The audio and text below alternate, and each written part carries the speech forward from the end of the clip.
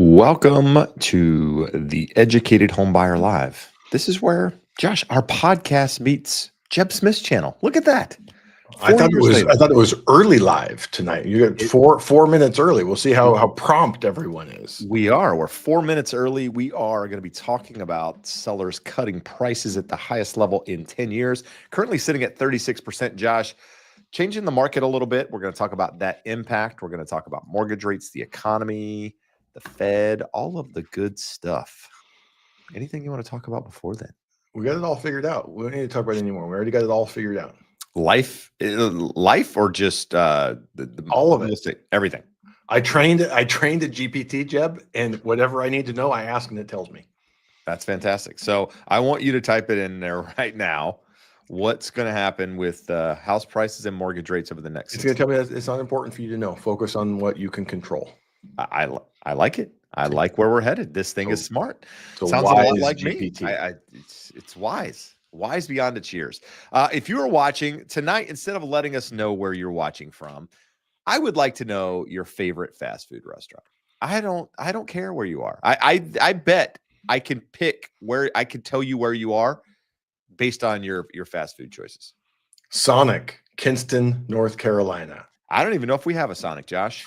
That's how small Kinston is? No, Bojangles would be the favorite in Kinston, and I would concur with that. I think Do you have a Waffle House?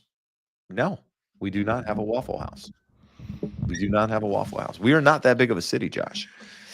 Anyhow, you just got the craziest response I've ever seen. And if you had told me this had been the first response, I would say there's not a human on the planet that would answer this. well, I mean, Miguel has the correct answer. Well, we haven't gotten to Miguel yet. I forgot to put the slides in there, so I'm going to do that while we're talking. Then we're going to go through this. Eldon came up with the craziest thing. Taco Bell. Taco Bell is you're on a road trip and there's nothing else within 200 miles and you can starve or eat it. That is where Taco Bell. I don't know. I think Taco Bell's better than Del Taco. Oh boy, you and Eldon are just out to lunch on this one. Well, just because you like it, Josh, doesn't mean you're right. I think that's what you need to understand. No, incorrect. We can take a poll. No one else here is getting off track, and we're going to get back on track when we start talking about inventory. Bojangles. So no, not Bojangles, bro. Let's go this route. So inventory 30. That's not inventory. That's inventory. Inventory 31% greater than a year ago. At the moment, 729,000 single-family homes on the market, up 1% over last week, 31% higher than a year ago, and the most since 2020, Josh. We got the most inventory since 2020. And the guess is that we're going to cross over the 2020 line next week, which will be the highest point in 7 years.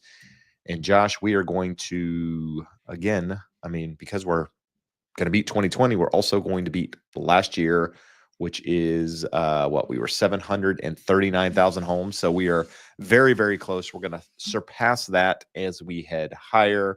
It's going to put us into some new levels, Mr. Lewis. Not ideal, but or it is ideal if you're a buyer out there, not ideal if you're a seller. Well, not only that, sellers, owners have had a wonderful 4, 5, 6 year run, and it's nice to look up and we see these reports every year. Sellers' equity or owners' equity is at all-time highs. It's unhealthy after a point. So it is over the long haul. Your hope is that it would settle out for a while because it can't just continue going higher forever without a bigger correction.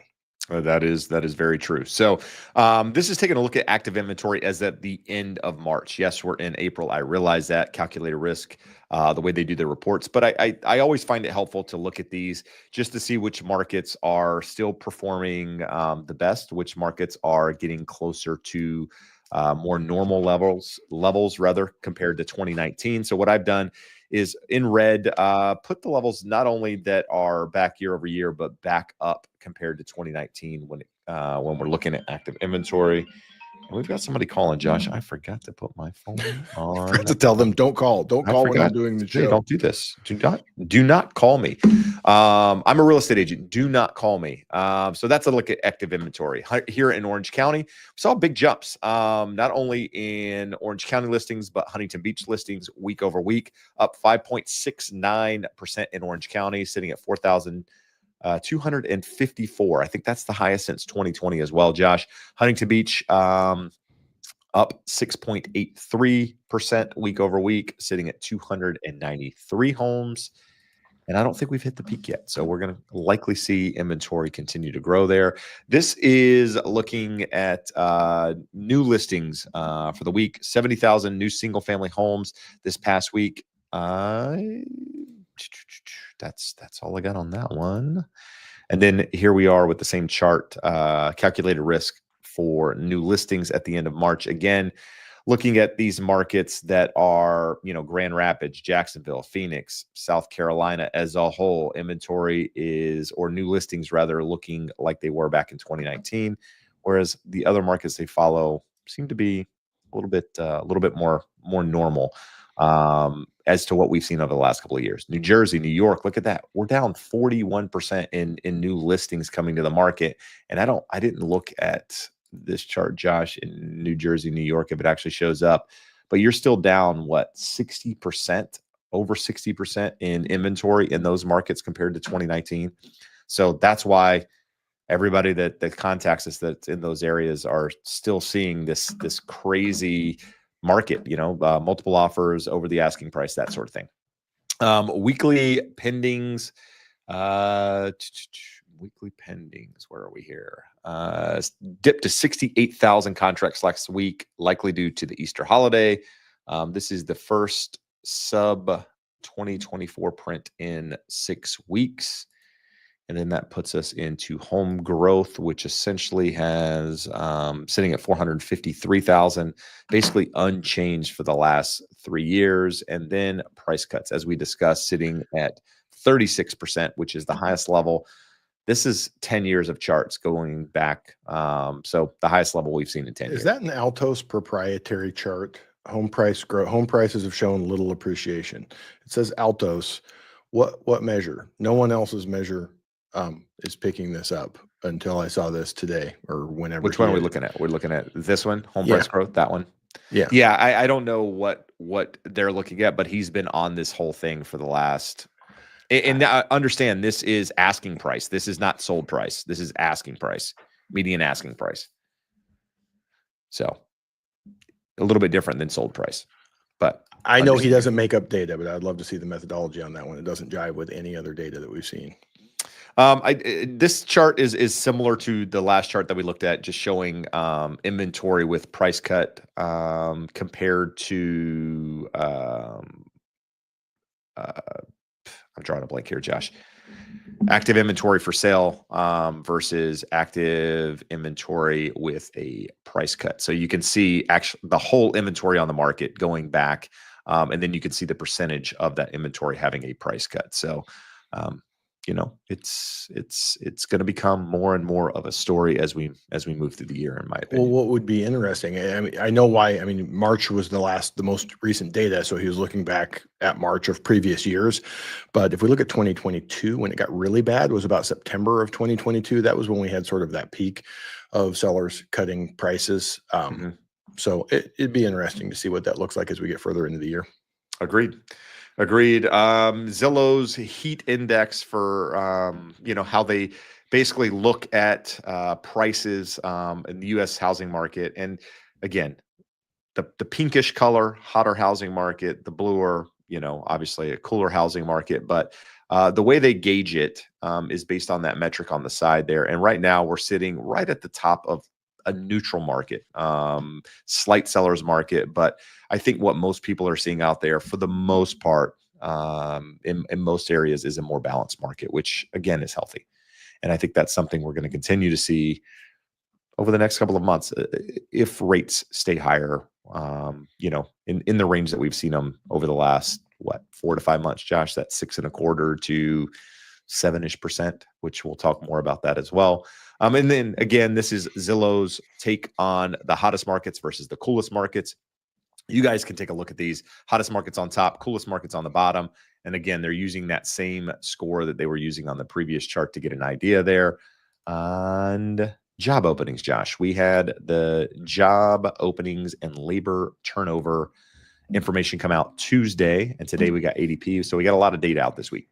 So this week, I always enter weeks like this with a lot of data with trepidation. And the funny thing is, Jeb, they don't generally live up to expectations. And what we've seen this week is not a whole heck of a lot of movement, a lot of information, interesting news, but kind of everything's just frozen on hold, waiting to see the next 30, 40, 60 days, how everything plays out. So the interesting one to look at here, if you see that value back in September, we saw this drop and then the job openings started increasing. And then now they're kind of back down at trend and almost back to where we were in September. You can see that steady downtrend over the last couple of years.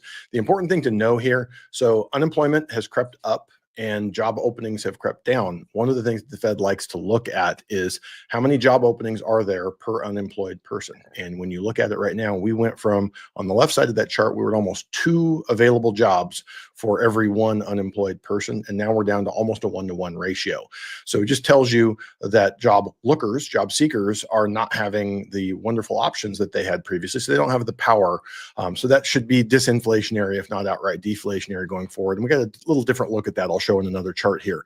The big headline that we got today is GDP. Oh my God, GDP was negative for the first quarter. And you're going to see all these headlines on the news tonight and in the newspapers tomorrow. If you don't get your news from the internet and already seeing this.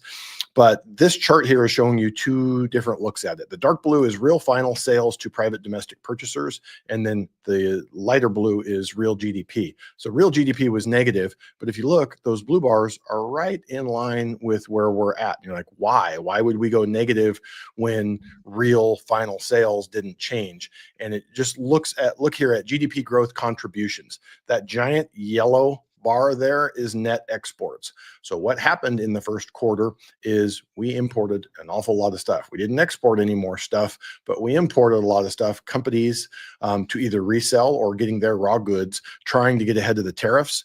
And that is a negative for GDP. So you may look at that number and say, hey, this is recessionary. This should be good for bonds. The market looked at it and said, it's really an aberration. It's not something we can rely on here. This is just another look. Those net exports, you can look, this goes back quite a ways here, and that negative 5% month over month in terms of the percentage point contribution to GDP growth is about as negative as we have seen. This we talked about in terms of jolts and power, in terms of employees switching jobs, getting raises. What we're seeing here is real personal consumption expenditures. So real PCE is increasing, people spending more money. Real disposable personal income is coming down. So that's a negative when you see that. And when we think, was the GDP number here something telling us that is recessionary and a warning signal? Not really, because it's explainable. This here is much more recessionary when we look at it going forward. This is poly market, where people can go and bet on things happening in the future. And you can see there's a 66% chance of a US recession in 2025. I think that's probably high, but it definitely tells you people that are out there betting with their money. We got PCE today, Jeb. This was a good piece of data, and it totally flew under the radar with all the GDP stuff. Basically 0% change month over month. And that was after 1, 2, 3, 4 pretty solid months of increasing. Anything at 0.2 or below kind of averages out to that 2% annual inflation on the core PCE that the Fed likes to see. So the 0 was a welcome figure to see coming in here. Part of the reason why it was ignored is because of so much going on. It's backward looking data, and they're saying, cool, that's great. That's what happened last month. Let's see what happens when the tariffs actually kick in. This is the nowcast of looking at what's going forward. So all of those 0.22, 0.23, 0.20, 0.22. So for the month of April when those numbers come out in May, projecting those to be right there in line with what is a mid-twos annualized rate of inflation, depending on your preferred look. So right now, year over year, 261 on the core PCE, 276 on core CPI. And if we look at it over the last quarter, even lower, 251 and 233. So they are continuing to moderate in the direction that everyone would want and that the Fed would like, with the caveat of the giant wild card of what happens here with tariffs. Jeb, I thought this one was interesting here. Someone put a little chart of all of the things, the tariff war, the trade war, what things China could do to hurt us, and what the cost is to them in doing that, and then vice versa, what we can do to them. So you can see that bottom red one is basically high cost to China, low cost to the U.S. So NVIDIA GPUs banned, ban on jet engines, export controls, things of that sort. It has a large impact on the Chinese economy, low impact on us. When we look up here, high impact on us and low impact on the Chinese, China targeted export control on electronics components, pharmaceutical ingredients, high U.S. tariffs on Chinese drones. We can't even fly both. drones, Josh. We can ban drones. And like the funny thing is, if you look at DJI's numbers in terms of drones sold relative to anyone else in the world, it's a monstrous number. Sure. So those are the things to look at. Are they playing dirty? Are we playing dirty? One of the things in here, and it's on here, but I didn't. So that top right is a high cost to us and a high cost to China. So China dumping U.S. treasuries. So we've seen this, right? Oh, China could really hurt us if they dump their treasuries. Yes, they could, but they won't, because it would also really hurt them. Everything up there in that top right, high cost to us, high cost to them, unlikely to be used. So when we look at this, holdings of U.S. Treasury securities, I thought this was interesting. China only holds 10%. Japan is up at 15%. Japan could hurt us more, but they're an ally, unlikely to do that. Same with the UK. So from that perspective, foreign entities in total hold a quarter of all U.S. foreign sovereign debt. We have not seen them back away. Every country outside of the U.S. back away from buying so far. We've had some treasury auctions. Buying has been right in line with what we've seen previously. So makes for great headlines, good clickbait, but we have not seen that in any way, shape, or form. We've seen this chart. This is the daily. Just the weekly, right? I didn't go with that one. I just wanted to keep it here with everything. So this is the daily. We're almost back within that down channel and almost trying to break out of the bottom of the two yellow lines, that sideways channel that we've, for the better part of 2.5 months have been in, other than a couple of trading days.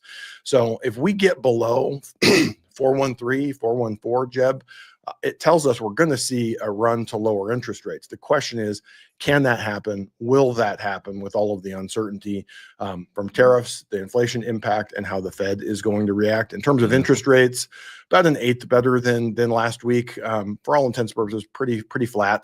Definitely better than where we were a year ago. About 0.75% better than where we were this time last year, but not exactly where anyone wants to see them. You and I talked about in the episode that we recorded today, Jeb, that 6.5% to 7% is sort of the neutral. Like, it's not necessarily putting a brake on the housing market, but it's certainly not helping. If we go above 7%, then you definitely see things slow down. And when we get below 6.5%, we've seen mortgage applications increase, activity increase, prices increase. So it will be interesting to see how quickly we work through the tariff uncertainty and can get to hopefully a new lower interest rate, and what that does in terms of affordability and buying power and people stepping out and buying. All right. And the rate watch. So this is a QR code that you can scan, or you can go to the jebsmith.net/rate watch URL and basically put in your information with your interest rate. And we, Josh's team rather, will reach out to you as interest rates decline and help you take advantage of it if and when there's an opportunity, right? So at the moment, rates are staying high, being a little bit stubborn. So not a lot of people able to take advantage of this. But as rates decline, which they're likely going to, we're going to see more and more people be able to take advantage of it. This allows us to watch rates so you don't have to. So jebsmith.net/rate watch. So Josh, let's do this. Let's do that. What do we have here? What do we have, Mr. Lewis? What do we have? We have some comments. We have 11 new comments here.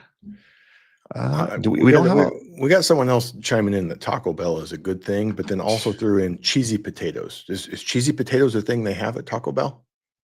I mean, possibly. I'm not sure. No tomatoes and cheesy potatoes. I mean, it all rhymes. I like I like how this whole thing flows. I like the flow. But I'm getting hungry doing this, so I'm not sure I can do that again. But we've got watching from Houston. We've got some people that love Baja fish tacos. We got a Bojangles lover. I mean, these are my people, Josh. My people is the Baja fish taco eater. I could eat there every night. And for those of you that don't live in Southern California where you can get it regularly, I feel bad for you. I do as well. That, that could be a huge benefit to Huntington Beach. Baja fish taco. I've been begging for it. His deal is that guy that owns and runs those is a really good operator. He won't go anywhere that he doesn't feel has good parking, and he's not found appropriate parking for his needs in Huntington Beach. I will say that he obviously doesn't understand his location at 17th and Newport Boulevard then, because parking in there is a nightmare. I always get the front row spot. They must reserve it for me. Possibly. All right. Here's what we're going to do. We're going to answer questions tonight. Mortgage, real estate, guide you guys through the process. I don't see a lot of questions at the moment, see a lot of comments. So if you have questions, start putting them in the chat so that we can help guide you through this process, help you become educated home buyers. If not, we'll just talk about food and parking and, just whatever Josh and I want to talk about. We may go out and get food. Maybe we'll order DoorDash and we'll have food while we're doing this. I mean, again, not a bad idea. Let's see. In contract, we got what? Ali L. I'm not sure here. In contract, after doing a $20,000 reduction and a $20,000 concession, definitely becoming a buyer's market. So what market are you in? Let us know. Let us know in the comments so that we can plug that. I think a lot of markets are seeing that. I hear this, that a lot of markets are seeing this, Jeb, but I don't know about you. I have a bidding war, a multiple counter offer for someone here in Southern California this week. Had someone push back on a seller as well, wanted $5,000 in credits on $1 million property and got told pound sand. So definitely regional. So got to know where you're at, know your market, and rely on your real estate professional to know what that market looks like and what your leverage is, which a lot of times is going to tell you, hey, if you're the only offer that came in, you're going to have a lot more leverage than going, hey, we got 9 offers and we're going to get back to you on Monday. Yeah, I mean, I would say that what I've seen, so I had, the listings that I've had this year have sold quickly. The market has changed even more so since then, right? So the last listing that I sold in the first weekend.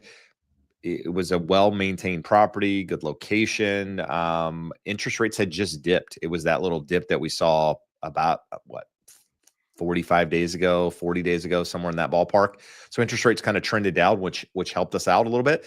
They were a cash offer. So it didn't really matter, but they ended up doing a loan. So they were cash. They ended up getting a loan for financing. They built it into the offer to be able to do that. So that was that scenario. As far as buyers closing, one's closing the 9th. They were the second buyer on that property, and we ended up getting some concessions on it, but we ended up paying the original asking price for that property. And then I have another one under contract in Oceanside for buyers. And that one, the price was reduced a couple of different times, and we were finally able to get it under about $15,000 to $20,000 from where the buyers were originally thinking of putting an offer. So we were able to get a pretty good deal on that. Currently working on concessions. So the market is favoring buyers more. Doesn't mean you're going to be able to get some steal, but it does mean that there's more opportunity than there was, a couple of months, definitely a couple of years ago. So just keep that in mind. SF miners, why do people say to be more cautious about buying new construction in terms of property taxes? How do they differ between older builds? So the biggest difference in property taxes with new construction is that typically your property taxes aren't reassessed until you end up closing on your property, right? So when you buy a property, for example, and you're buying new construction, the property taxes that are currently on that property are based off what the builder paid for that entire plot of land. With no improvements. With no improvements. And so the property taxes are really, really low, which means once it's all built out and, depending on what state you're in, what properties around that your property sell for, if you're the original one in that phase, and then properties continue to go up over time in that phase and sell at a higher price, then you're going to end up paying higher property taxes. But at the end of the day, when you're getting a loan and you're going through the loan approval process, your lender is going to give you rather a really good idea of where your property taxes are going to be based off your price at closing. So it shouldn't be a shock. What's a shock is people close and then they get these supplemental tax bills or these different things like we get here in California, and they go, well, what the hell is this? Well, it's you didn't pay the property the correct taxes up front, and therefore it's just being reassessed. You should have already known this, but it's kind of that shock factor. So at the end of the day, you shouldn't be real shocked with new construction if you're having that conversation up front with the lender. Anything on that, Josh? No, and it shouldn't be an issue for you. Most of the builders know that this is a common question, the sales agents. So it's a common question. Hey, cool. What's the tax rate here? In my best example, we deal with this, say, a lot in Texas. And it was taxing me 2.5%. And that lot could have been valued and taxed at like $200 or $300 a year, and it can go to $10,000. So it can be a very big difference. But as Jeb said, your underwriter is going to make us document that. And we're going to have to get a tax cert and go, hey, what is the tax rate for this area? And we're going to apply that to your sale price. So I'm not saying it never happens, but a lender really, really screwed up if they didn't get an accurate number in there for underwriting purposes and setting your payment. Agreed. Melly, what would be the best way to understand the total house price to the mortgage payment? I'm in Downey and it's ridiculously expensive. So Josh, what's a good way to gauge the entire housing payment if you didn't want to call a lender? There are decent mortgage calculators online.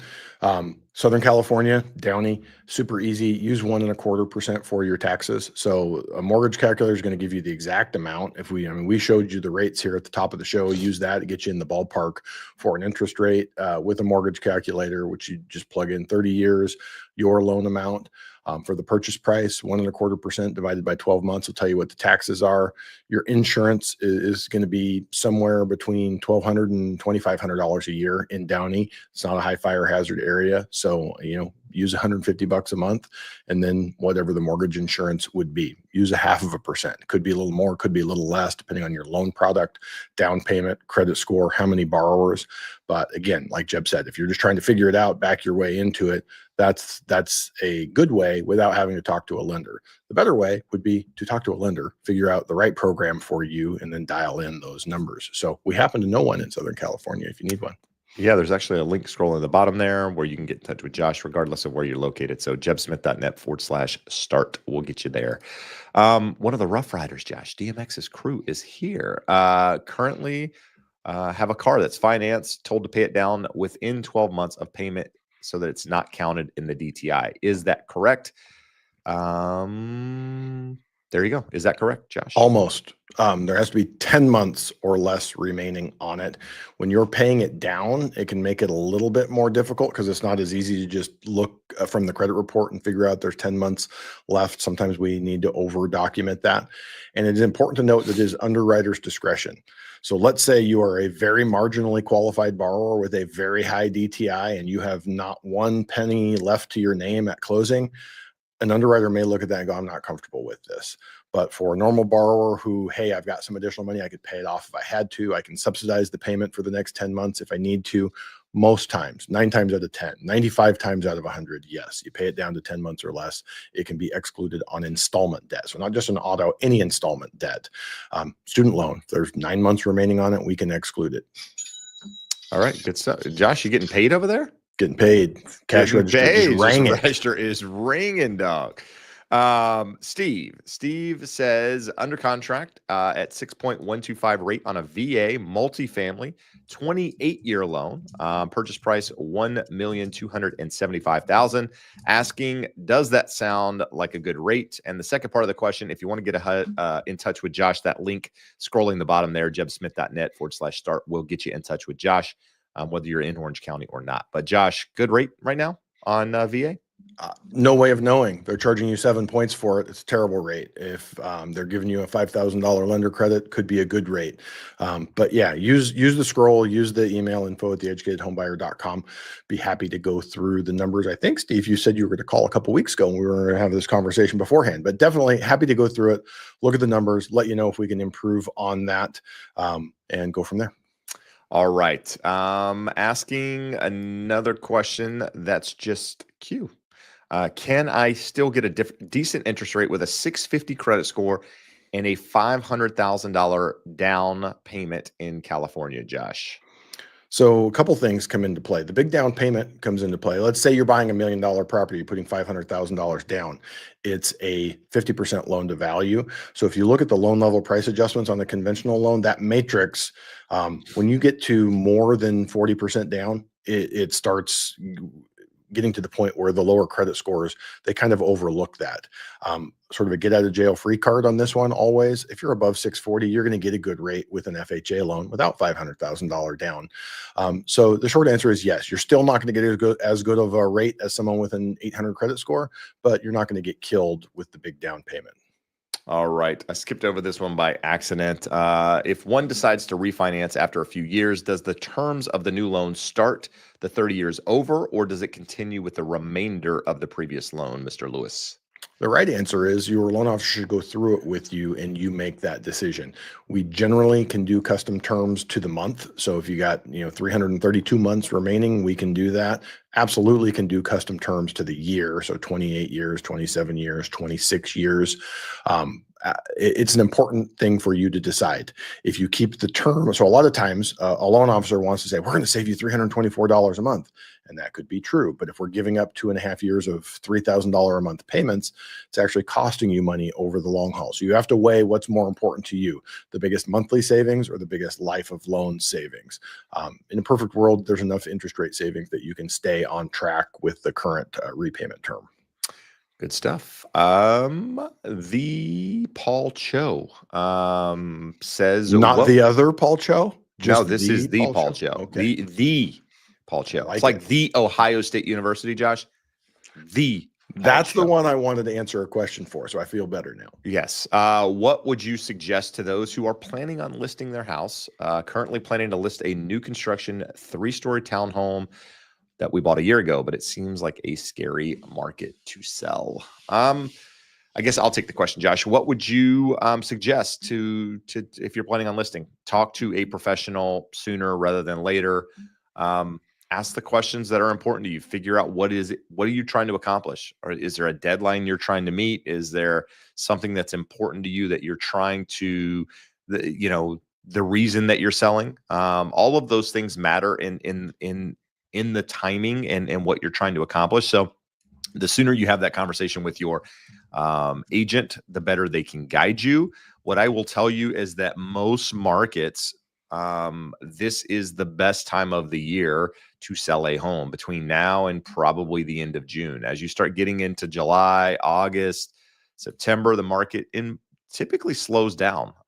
It seems counterintuitive because that's the summertime. That's deemed the hot time of the year. But the reason it's deemed the hot time of the year, it gets all the credit for what's happened previous, right? So March, April, May, June, all of those months, those sales lead and close in those summer months many times. And so the summer gets the credit for the closings when the work was done previously. So I would suggest sooner than later. In my opinion, I think there's a chance that you see more softening in the market if rates stay where they are right now and inventory continues to grow. But it's relative, right? If you're in the Northeast, probably still a hot market. I would say sooner than later. If you're in Florida, Louisiana, Texas, some of these markets that have a lot of inventory, it's a question for your realtor and what you're trying to accomplish. So if you got one you're happy with, fantastic. If you don't, you need a suggestion, reach out. You can use that same link scrolling there, bottom there.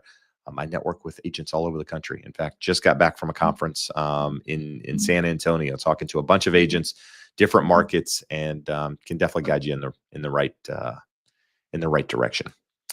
So Mr. Josh, do we finish? Are we done? No, let's stay on the topic of the Yep. real estate related questions. Jerry says, if I already own a property, how do I sell it and use my equity to upsize into a more expensive property? So what are their options? How does that look, Jim? Exactly what you said. Well, for the most part, right? There's two options. Option one is you sell your property, right? Which means that you put it on the market, you hire an agent. In most cases, you hire an agent, you put it on the market. You take that equity, you go out and find another house, and you buy that house. And it's more complicated than that. There's steps that you need to follow in order to do that. Second option is if you can afford to keep that property, but you just need the equity from it. Maybe it makes sense to do a cash out refinance or some sort of home equity line, pull that cash out. Obviously, the payment still needs to make sense. You need to find out how much that property is going to be able to rent for. Does it cash flow? Are you okay with that? Are you okay being a property manager or hiring a property manager? Those good things. And then use that equity to buy the next home. But again, you have to be able to qualify for both payments, including, 75% of the rents on that property, which we can talk about in more detail if and when you get there. But the easiest next step is one, talk to a mortgage professional, probably sooner than later. Figure out what it is you're trying to do. Are you trying to buy a bigger home? Okay, how much money do you have to work with now? Can you qualify? Do you need the equity from the current home? Okay, I do. What does that look like? Now you kind of have an idea of what stands next. If you need to sell that property, the next step would be talking to a real estate agent or two, figuring out, what that looks like and going from there. If that makes sense, or hopefully that makes sense. If it doesn't, you can reach out to me directly. I'm happy to go through it in more detail with you. The last thing I would add to that, Jeb, we get a lot of people asking, what about a bridge loan? Can I do a bridge loan? So I want to use my equity, I buy the new house, then I'll sell it. There absolutely are bridge loans. They're unique. They're more expensive, both in terms of closing costs and interest rates. Most people look at them and decide not to go that route. There's some sort of quasi bridge loans that we can do that work a little bit better. So again, the most important thing is talk to a lender as early as possible. If you're in one of the states where we serve, we'd love to have that conversation with you. All right. And if we're not, Josh can refer you to somebody who can. So let's see. I answered that one. And then we're going, my screen is so small over here, bro. I'm working like they've got to figure something out with this whole thing. This one is from Raza. If we pay 60% down payment, can we get a loan against the property? So can you get a 40% loan on a property, Josh? There's no reason not to. If you're buying, I had someone asked about buying a tiny home today for $60,000. If you put 60% down on that, I'm not sure someone's going to loan you $25,000 to buy a property. But yeah, there's 47 other layers here. Where is the property? What is the purchase price? What does your credit score look like? Can we document your income? In general, if you have 60% to put down on a property, the answer is yes. But I probably could come up with a few scenarios where you can't. And it's absolutely the answers to those questions are going to dictate the terms of that loan. All right, here's a really good question, Josh, and an important question. Nicole says 1099 employee plus a W-2 income. I need to write off a car purchase on my business tax schedule, which would put me into a loss. How does this work for underwriting? So Nicole, jump in here if we're off base. I have a solid idea because this comes up further. It's a 1099 plus W-2 contractor for the same company. So you have a job where we have W-2 income. So the question here doesn't impact that at all. We're going to be able to use your W-2 income, no problem. Now, do we need this 1099 income to augment your income? So your qualifying income. So if so, we have to go to the tax returns. What does the tax return tell us? No one cares what the 1099 says. I've seen borrowers literally with $2 million 1099s and a loss on their tax return after that gets expensed out. So what we're saying here, you have saying, I need to write off a car purchase on my business tax schedule. You don't have to write it off. You can write it off. So if that takes you to a loss, the benefit is it offsets some of your W-2 income. So if we don't need this income, if the 1099 income, the Schedule C is just a bonus, up in your W-2 and not even show the tax return. She needs the 1099 income. Okay, so we don't have 1099 income because you just told me it's a loss. So if we need that and it's just enough to put you over the top, then the answer is don't deduct the auto. You don't have to. It's not a law that says, hey, I have to take every deduction I'm allowed to by law. You have that option. You do not have to. I've had people come to me and say, there's my 1099. I'm taking no expenses. I need all that income to qualify. And there's nothing that prevents you from doing that. But if you're going to declare it, then we have to look at the tax return. So now you're looking at, is there enough 1099 income to do a bank statement loan?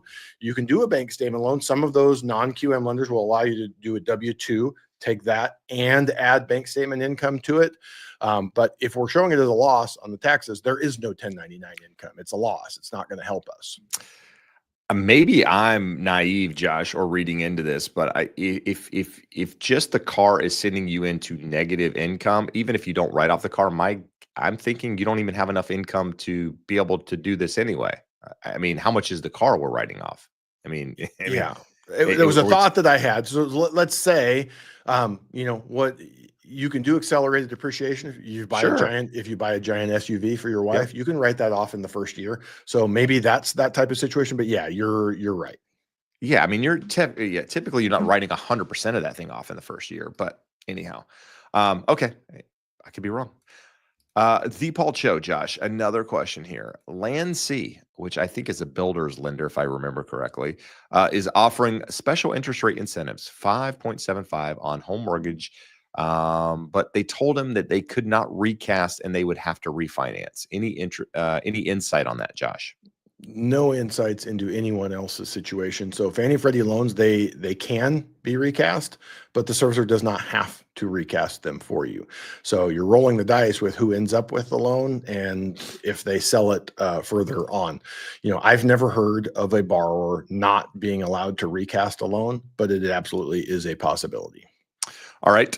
Question about the loan estimate. Mr. Mike Kim says, we are about to close on a condo. There's a revision to the loan estimate, and the changes were from the title company saying that there were extra charges from the HOA. Is this normal? Is it normal? No. But there's typically, so here's the alternative or the way that we work around this. I have no idea what these extortionist HOA management companies are going to charge for the documentation that's required for your loan. So you're probably going to see a huge number on there, $700, $800, $1,000 for HOA docs. And sometimes we have borrowers that scream, and this is absurd. I say, cool. It's going to be what the real number is. And that way we avoid redisclosing at the end. They are determining, the lender is determining that this is a valid change of circumstance, that they didn't have any foreseeable way of knowing that this document was going to be needed or what the charge was going to be. From their end, they're taking chance from a compliance perspective that was not foreseeable and it's a valid change of circumstance where they can update it on you. The important thing to note is it's not the lender's fault and there's no way of knowing. And truly, these companies that manage condo associations are awful. They are awful. They keep the documentation there, generally ready to go, very little work for them to do. And they say, cool, in 10 days, you can have it for $500. If you need it in 5 days, you can have it for $800. If you want it in a day, you can have it for $1,000. Well, here's the deal, though. That's typically a seller fee. Buyers aren't paying HOA doc fees, right? So for the documentation that your seller needs to provide to them, an HOA cert, doesn't have anything to do with the seller. Sure, that's an HOA cert, but I mean that's one document. So I don't know that you would see big changes in HOA fee, in my opinion. But I mean, you see more of this stuff than I do. I mean, typically, yes, the HOA docs are expensive, but an HOA cert's a couple $100 max, right? I mean, Jeb, it's been 20 years since you how much is an HOA cert? I've seen $400, $500, $600, and it just gets worse because they'll tell you, hey, it's $650. Okay, cool. We need it tomorrow. Wow, tomorrow is like $900. Like these numbers are absurd. They get worse by the day because you don't have a choice. It's not like you have an alternative vendor and they know this. So it's from a seller's perspective, if your property is being managed by an HOA management company that does this, you should know it. And the ones that I'm listening are the worst of the worst, but they're out there and we see them fairly regularly. So from that perspective, do they all operate that way? No. Are some of them somewhat reasonable? Yes. But they truly, the documentation, they're going to quote you 7 to 10 days turn time, knowing that they could easily get it to you in 2 to 3 days, knowing that you need, most times there is a time constraint here, and someone will pay a premium to get it quicker. Yeah, it's stupid what they charge for these documents, because literally all they're doing is printing them out in most cases. Steve says, if you buy a home using a VA and then you refinance it into a traditional loan, move out of the home before the 1 year, would this be legal and meet requirements? Josh, is there a legal? It's not a law. Here? Not a law that you have to be in the property. You are signing an occupancy affidavit that says within 60 days of closing, you intend to occupy as your primary residence for the foreseeable future. You got a ton of questions here, and a lot of this stuff is overlapping. And it's not going to be of interest to anyone. The other more important question behind the question here, refinance into a traditional loan, that's a one-time restoration. You don't get to keep doing that and then restore your entitlement. You can do it one time. So now you've bought the second property and you are maxed. So from that perspective, you need to talk to someone that actually fully understands VA loans, not just can do VA loans, and can advise you on this. So use the banner, the link in the banner, shoot an email over to info@theeducatedhomebuyer, and let's go through it. There's a lot more to it than just what appears to be on the surface of that question. All right. Looks like we're done, Josh. That was it. That was the last question. Huh, congratulations. 40 minutes we did that. 47 minutes, 58 seconds. 47 minutes we finished. It's our fastest yet. Every week we're trying to get to the bottom of this as quickly as possible. We've hit it. We're out of here. No, I'm kidding. If you guys have questions, now's the time to put them in, because you would be the next question. Victor likes Jack in the Box. I can honestly say I don't think I've ever eaten at Jack in the Box. Call it crazy. You spoke blasphemy earlier, Jeb, and said that you think Taco Bell is better than Del Taco. I was shocked this week to find out that with Jack in the Box closing 200 stores, they own Del Taco. So I'm worried that Del Taco will get sold. Del Taco is the best fast food taco, like drive-through crappy taco there is. Who eats so that not garbage? Even close. People who like fast food drive-through tacos. No, you just drive into Rubio's. It takes 2 minutes. You get the much better quality food. No, it's cooked fresh. No, you leave, bro. There's a reason why there's like 2 Rubio's left. There was like 100 at one point. There's 2 because it's not good. Some of us are fit, Josh. Some of us aren't. And 2 the people that are because fit it's not good. Del Taco and 2 because it's not good. Oh, Josh. Josh's cholesterol is really high. Blood pressure's through the roof. This guy's on the verge. We're lucky he's still here tonight. Yeah. There's one Wednesday he's not going to show up, and I'm going to have to tell you guys that Del Taco did him in. That's all I'm saying. Del Taco, the culprit of Josh. Josh is just took him out. The show's really taking a turn for the worse, Josh. I'm gonna go off on a limb here. Is there a better night of the week that this works? Tell me in the comments. Would you guys like to see this on a Tuesday? Would you like to see it on a Tuesday? Or a Tuesday? A Tuesday or a Tuesday? Tell me in the comments. Let me know. You got the answer you needed right there on the screen. I don't see Tuesday, Josh. I don't see the answer. Here's another correct answer. They'll keep filtering in. No one is going to agree the other way. I don't eat either of them. But what I can tell you is that Del Taco is not the answer. It's definitely not the answer. There's no more Rubio's because of $100 California. Fair enough. Fair enough, Steve. The problem is there's still Del Taco and In-N-Out and Taco Bell. So there are ways to pay it. Rubio's just can't figure it out. You know, there's only one Rubio's that I need to go to, Mr. Lewis, and it'll be gone soon. It'll be gone soon. Oh man, Josh gets really upset when you don't agree with him. You guys see that? Really upset, and the world has clearly spoken. The fact that there are no Rubio's left, the world has spoken. The guy loves Del Taco, and it shows. It shows, Josh, that you like Del Taco. Ask Josh Fit if you could eat Del Taco, and see what it says. Let's hear. So let's go. Al Bundy, question. Do you have a referral to help with a trust?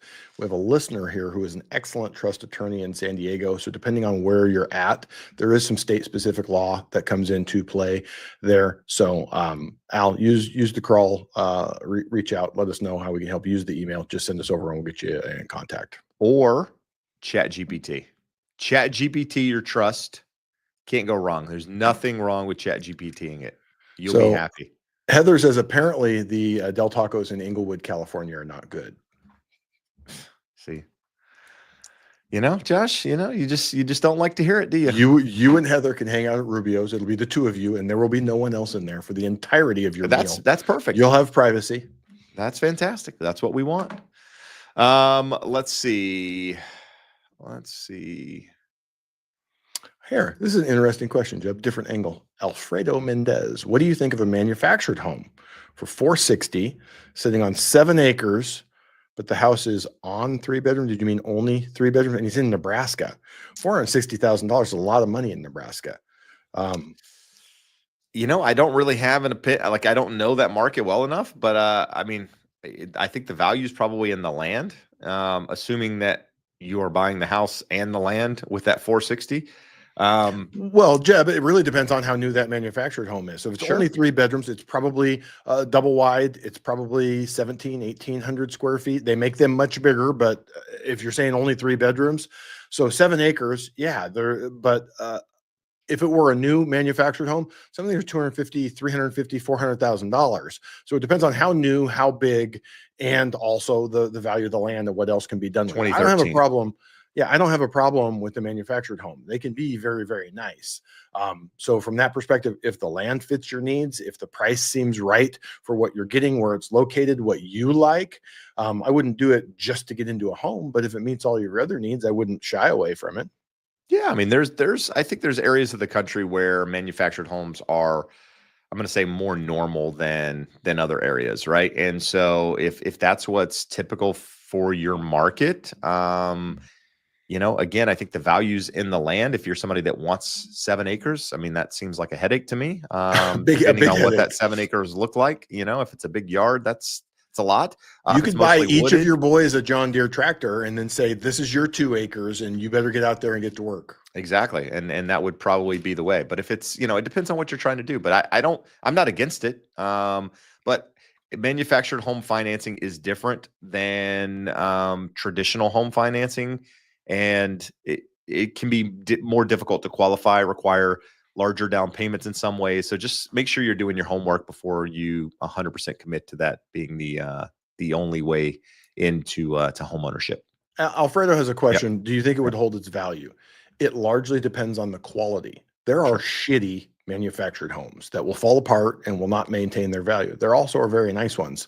So from that perspective, I don't think that the fact that it's a manufactured home would tell you it's not going to hold its value. It's what was the quality of the home, which you're only going to find out by finding out who is the builder and doing some research there in your area, going online and experiencing and understanding that. Because a lot of these areas, they're very common. So if it's common, you look around and every third property is a manufactured home. Obviously, it's typical to the area, but you still want to make sure it's a quality property because some are very nice and some are not. There you go. And I think that's the right answer, right? And you always have the opportunity if and when you own that land outright or, whatever, that you can decide to build a home. Maybe you can build a home on part of the land, keep the mobile home. I mean, the manufactured home. So you have options at that point. But I think the value's in the land, and that's where I would focus the majority of my attention when trying to determine whether or not the value's there and whether or not you want to move forward. We had a question here from Paul Cho, is the star of tonight's show. What do you guys think about Inland Empire? I'm looking into Ontario Ranch, Eastvale area. People say it's going to be the next Irvine, new master plan community. We're just priced out of OC. So I can't speak to whether it's going to be the new Irvine. I don't know that anything will be the new Irvine. Like Irvine is its own thing, and it's a very expensive own thing. Sure. I think it's a pretty big stretch to say anything is the next Irvine. I mean, the thing about Irvine that was done very, very well is it was planned many, many years in advance, right? So the plan of the master plan, if you will, was developed well before these communities were built. And it's turned out to kind of, they followed that plan religiously. And so it's great for what it is. Ontario, Inland Empire is also, they're also great markets out there, but you have to understand your market and why you're buying what you are. I mean, if you live in Orange County and you're saying, hey, listen, the only way I can own a home is if I move to Inland Empire, then you got to factor that in. If you already live in the Empire, then I don't think there's a reason for comparison to Orange County. You just focus on the market that you're in. Josh and I often say this, those markets that are a little bit more inland tend to be the last to appreciate, but also the first to start to decline if and when prices start to soften, right? Because the closer you are to the coast, the more those homes are traditionally going to hold value. And so the further you are away, then you got to factor that in. But what I will say is master plan communities, they're fantastic, but also understand that you're paying for part of that master plan community in your property taxes. You're likely going to have some sort of bump to your property taxes with what's the word I'm looking for here, Josh? Added to your property taxes in a master plan community. Melrose fee. There we go. Yeah, with Melrose. So you're going to be paying more for that property, probably because of that. So just FYI. Let me throw this one in, Jeb, and react to this. So he's saying people think it's going to be the next Irvine. Is there an Irvine company that's responsible for Ontario Ranch? If not, I don't think it's going to be anything like Irvine. The Irvine company, all of the things that Jeb said in terms of how it was planned and built and controlled and still largely owned by the Irvine company. If you don't have one company with that level of interest in an area, it is not. I mean, and that's not a knock on Ontario Ranch. It's just saying that's an impossible task to try and be the next Irvine. Irvine company is probably the most well-run, privately held real estate development company, at least that I'm aware of. And again, I don't know them all, but what I will say is their properties are meticulous. Like find a bad Irvine company property. They do a fantastic job keeping things up to date, updating things, that sort of thing. So, it's like Josh said, it's a big comparison. All right, let's see. We made Heather's Day, by the way, Josh. So that was a step in the right direction. That was my goal tonight. I said, when we start the show, if we can make Heather's Day, if Josh doesn't leave here tonight and go get Del Taco, this whole thing is just bad. None of it was for the right reasons. That's all I'm going to say. Kill Switch Gaming only. Okay, well, he said only if the land is worth close to the price of the home, because the manufactured home will lose value. And I don't think that's a wrong answer. But most of the time, it's not a guaranteed right answer. It's not a guaranteed answer. There are quality manufactured homes out there, but if we're running odds, there are a lot of cheap ones, because people kind of go that route and go, what's the cheapest I can get into this property versus the nicest I can get into this property. So it's an important distinction you need to determine. Goes on to ask a question about NACA, the home buying program. Would you recommend it? So Josh and I here in California don't see NACA just because of price points and where we're located. But here's the thing. I did a video on NACA 3 years ago, probably, or more, about what I knew at the time. Video is not my video per se, but the comments. Go through and read the comments on that video. People are still commenting on that video today about it being either the greatest thing in the world or the absolute worst thing in the world. And people go through those reasons in there. So rather than have Josh and I talk about it, I would just look it up and read the comments and watch the video and get your. I haven't read the comments, Jeb, but I'm going to bet it's not a 1-to-1 ratio of greatest thing to worst thing ever. It's about a 10-to-1 of it's the worst thing to the one person who magically ran the gauntlet and got it and will tell you it's wonderful. I truly don't know if anybody in there got it, to be completely honest. I do know there are people who were going through the program and thought it was forever. Yeah, exactly. And that's part of the problem. So anyway, Steve is asking about our current tariff deals with multiple countries. Saying mineral deal with Ukraine signed, tariff deals with multiple countries soon to be signed. Do you think positive or negative impact on rates and the housing market? I don't think so. Let's say that we had whatever, and the crazy thing is different people would define this differently. If we had the most positive outcome from this trade war and it was all wrapped up in 30 days, I don't think that sets off any economic boom that reignites inflation, drops unemployment, and takes interest rates higher. There can be some issues there that could do that. if things don't work out well. So that could be an outcome, but I don't think it's an outcome of something successful. So from that perspective, I think that the most likely outcome when it's all resolved, hopefully it's sooner rather than later. But if that's 90, 120, 180 days, I think it's going to be slower growth and a worse economy than we otherwise would have had, which would lead to lower interest rates, but also lower consumer confidence and willingness to step out and make major purchases like homes. So there's going to be good and bad. Good stuff. And I don't know if you guys caught it, but Josh did turn on his lights right. It's that time of the show. That. It's that time of the show, Jeb. It's the time when we turn the lights back on. Everything is hitting on all cylinders as it does every week. So that's fantastic. Mina gave us a $5 super chat. So there's a question that she wants answered for her $5. She's asking about rates. Rates, when will they hit 5.7%, Josh? When do rates, are we going to see a sub 6% this year? We talked about Fannie Mae earlier in our podcast that'll be published next week, what they're predicting. But you know, the forecast from Logan Matashami is 5.75 to 7.25 for 2025. Fannie Mae is expecting 6.2 by the end of 2025. Is there a chance we see a sub 6% interest rate? There is a chance. I honestly don't think any of us want that. Those of you that own are like, hell yeah, I want that. Where the economy would be to put rates there between now and the end of the year, as crazy as it sounds, we've got 8 months. Today's the last day of the 4th month of the year. In the next 8 months, that would be pretty rapid. Do I think it's possible? Yeah, 10, 20% chance. So unlikely. I think we're going to see, so the first half of the year has looked like 6.5 to 7%, kind of bouncing in that range. And I think the second half of the year will bounce between 6 and 6.5. And next year, I could definitely see it happening, especially if things continue to weaken. Okay. I'm gonna say we're gonna see a sub 6% rate this year, Josh. Maybe not hold. It's not gonna hold per se, but I think we see it again.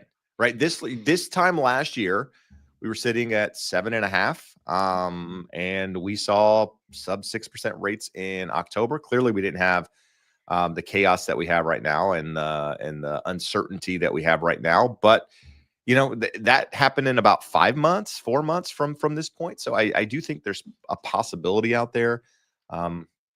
I don't know. That happened in like 4 months from this time in the year, Jeb. And we just showed at the top of the show, we're 0.75% higher than where we were this time last year. That was a monster move. It was basically April through September, just day after day, better. So it can happen. It can happen. I'm sending hope out into the market, Josh. I mean, let's see. Thanks for the hope. Jeb's a very positive person. Positive what everyone vibes. Says is he is the positive vibe. I am the face of positivity. Yeah. And that's what I want you to know. Unless you're going for Del Taco, and then I'm a Taco Bell guy, you know. But either way, Josh, I don't even know if there is a Taco Bell in Huntington Beach. Is there? Is there a Taco Bell? Right over on Beach Boulevard, Beach and Garfield. You know, there you go. So anyhow, I digress. Let's see. We've got 100 people watching. Oh boy, here we are.